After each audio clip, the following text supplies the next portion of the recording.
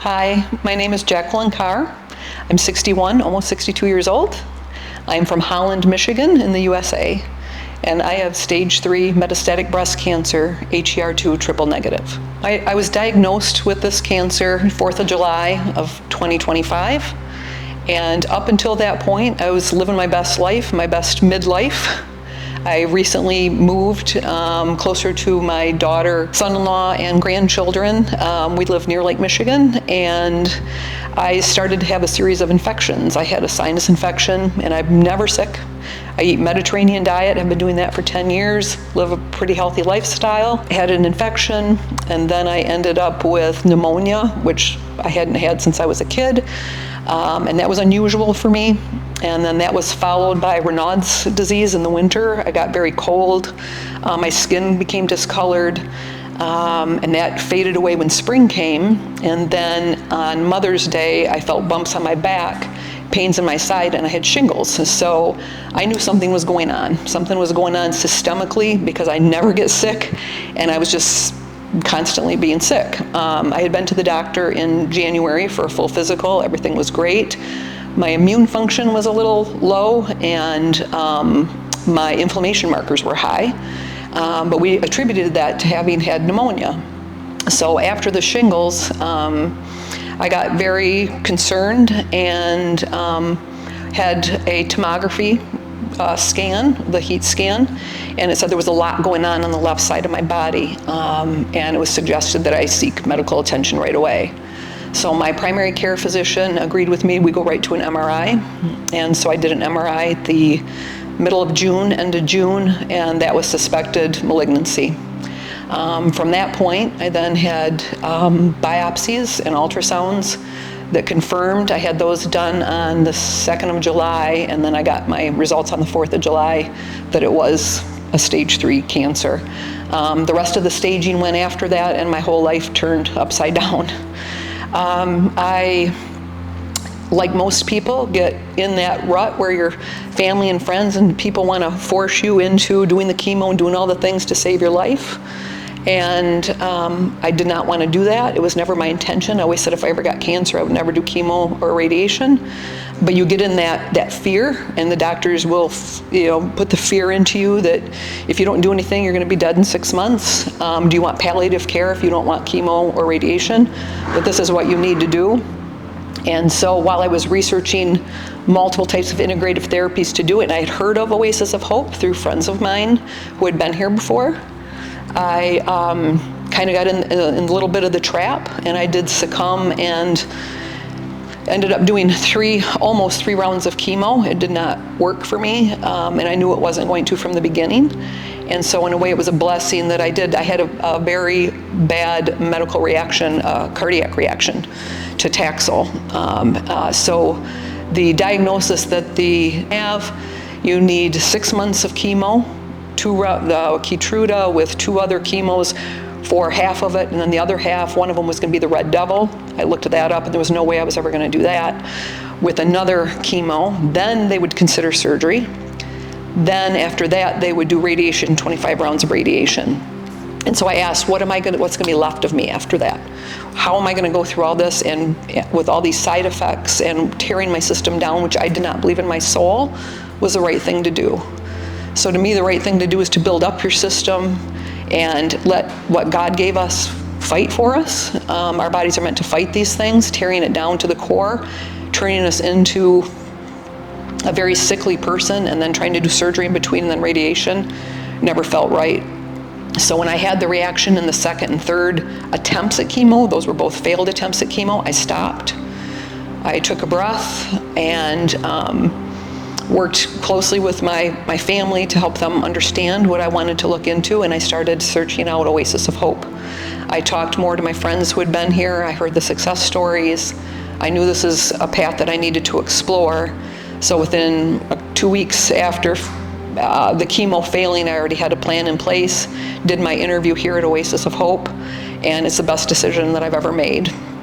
My daughter is an RN, and she was very concerned, that I was going to be out of standardized medicine and going somewhere else.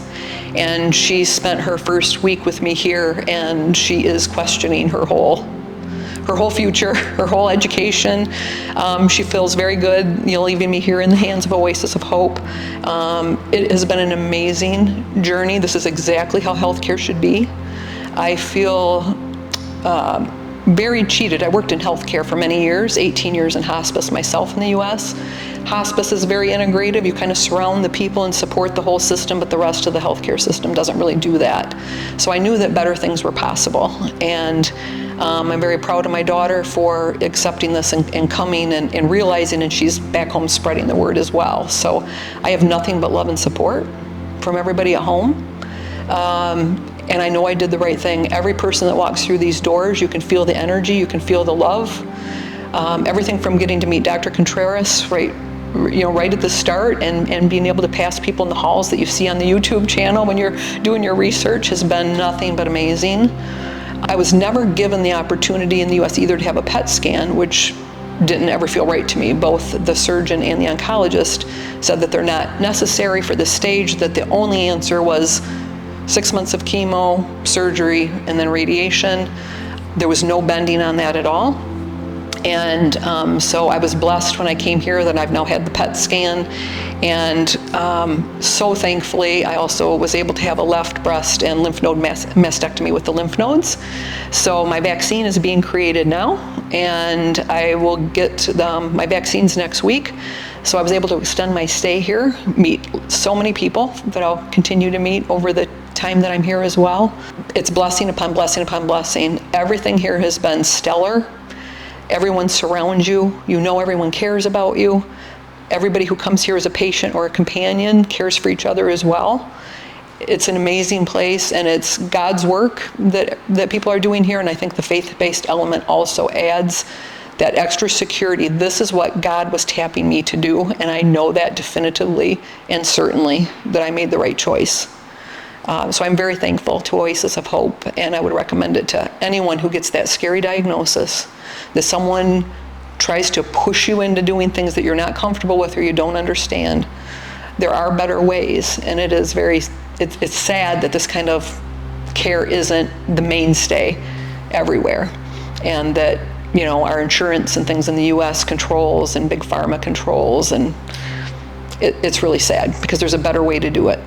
If you are ever dealt a diagnosis like cancer or something that is life-threatening, my advice to you would be to ask the physicians that are offering treatment, what is that treatment going to do to you? And read the informed consents thoroughly before you just sign. All of my years in healthcare and my daughters, when we sat there in front of an oncologist and just in fear signed, and then I had the couple of failed treatments, which led me to the right answer, so that was still the path. I never would have signed any of that paperwork if I would have seen it ahead of time, because you have to realize what you are giving up in exchange and what your outcome is going to be. Make your choices wisely, and you do have time. They're going to try to tell you sometimes you do not have time. You're gonna be dead in 6 months, 3 months. This is what's going to happen to you if you don't get going on this therapy right now. It's worth a day or two or a week to pull yourself back. Really think, really research, talk to people who've had other diagnoses that are similar, even dissimilar if they've been life-threatening, and learn from people who have succeeded maybe in other ways than standardized medicine, especially if it's in the US or Canada. So be careful. It's your life. Make decisions very, very carefully, very specifically. Ask a lot of questions. Go with your heart, your gut, and your mind, because you intuitively really know what you're supposed to do. And when fear takes over, you don't always make the best decisions. So be cautious. One of my biggest draws to Oasis of Hope is the fact that it is truly holistic and integrative care. When I mentioned both to the surgeon that I was working with and the oncologist the idea of integrative medicine and holistic care, which I've personally been involved in for a long time, my oncologist flat out told me that that was a fantasy and it doesn't exist. And to that, my jaw dropped, because like, it certainly does exist, and it does exist in some places, I'm sure, in America, but as fully and totally integrated as this is here, it is beyond what I've even seen in the US, and I've had a lot of exposure throughout the US health system because of the work I did in healthcare.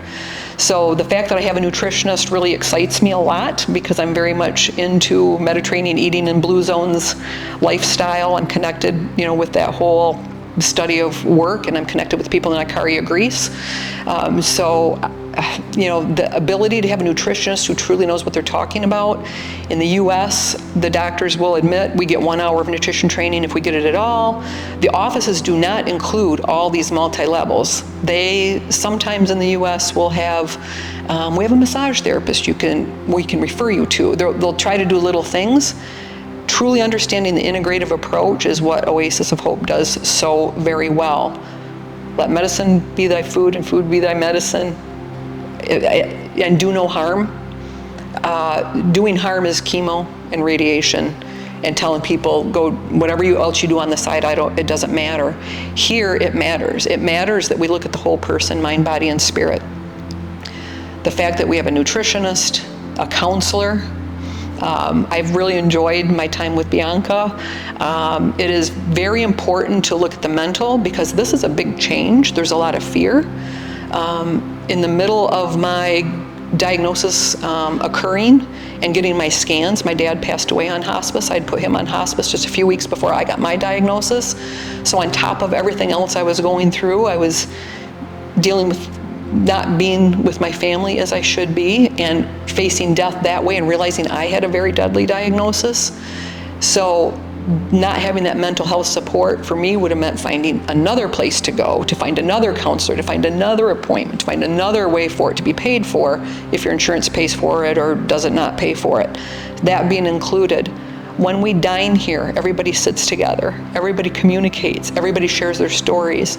There isn't a single time in the almost 3 weeks I've been here where anybody walks in and they're not immediately welcomed. Come sit with us. Where are you from? The connections are immediate. The souls touching here, the stories, and the fact that companions come, that's also unheard of. So the ability to have a companion with you here to support you during this journey, and the services being available to them as well, unheard of. I didn't even expect that here. That was news to me, that I got to bring a companion. I get to bring somebody. So that was so exciting to have someone here to support you. The chaplain is wonderful. The opportunity to have worship and worship with each other and learn about each other's worship and spiritual journeys as well is really important, because it's a spiritual thing, and we have to make that connection between our heart, our head, and our hearts to be able to heal. And when you're told, when you get a diagnosis and they want to do chemo and radiation and we're going to tear everything down, why would you do that? Let's build everything up. And that means the whole person. We have beautiful grounds here to walk around on. You can go out and put your toes in the grass and get the natural vitamin D from the sun that's constant here in Tijuana. So we are doing all of those touch points, and the fact that people come to you. My daughter, when she was here with me, were like, they chase you down. they just find you. It isn't obtrusive where you're waiting for an appointment. We'll get to you when we'll get to you. They appear. They ask if you need more. They want to know you by name. We have some language, but we're learning, and everybody's willing to listen. They will always jump up and care for you.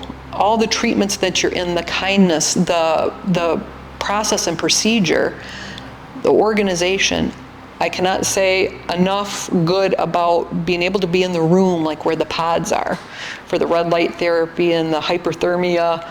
You get into those places, and those could look like scary things, but everybody makes everything so calm, and nothing here really is going to hurt you. So that do no harm and everything hurting you in some of the traditional ways isn't going to be what you feel here. Some things are uncomfortable. There's a couple shots I have not enjoyed, but it's a healing process, and I can take a little bit of that to get rid of all of what I was carrying around. So that was very important. And the cooking classes. The opportunity for people to share those recipes and tips and tricks on how to eat. I think that's probably one of the hardest things for people to go back and do, because if the food and the nutraceuticals and things are part of what we are supposed to be doing at home when we go home, that success is going to come from us connecting with each other, understanding each other, and knowing we can support each other in that and sharing those ideas. So Gianna does a beautiful job in the teaching kitchen. Again, that's a big passion of mine, that this type of eating isn't going to be hard for me. So I feel really good about that. But that is a big part of it, because when you go home, you're going to be with your families and your friends, and you're going to get those pushes of, well, just have one glass of wine, or just eat the red meat anyway, or this hamburger isn't going to hurt you at this picnic this one time. But if you're really invested in your health and moving everything forward, you've got to learn in an environment that brings you up. And this environment just brings you completely up so that you can be successful. And we're also exchanging phone numbers and emails so we can all keep each other kind of in check. So it's the whole package. There's nothing better. I've not seen anything like this at all. And it's beautiful. Been a life-saving decision. So from July to the end of September, like that, I have answers, and I have more hope and more support and love for being able to share my story. I never once asked why me to God. I thought, this is my path, there's a purpose in it. And I want to be transparent, I want to share it. Anyone who can learn from anything that I have to say or be enlightened by anything that anyone here has to share, listen to all of us, because we all have good stories to share. And Oasis of Hope is God sent. Thank you.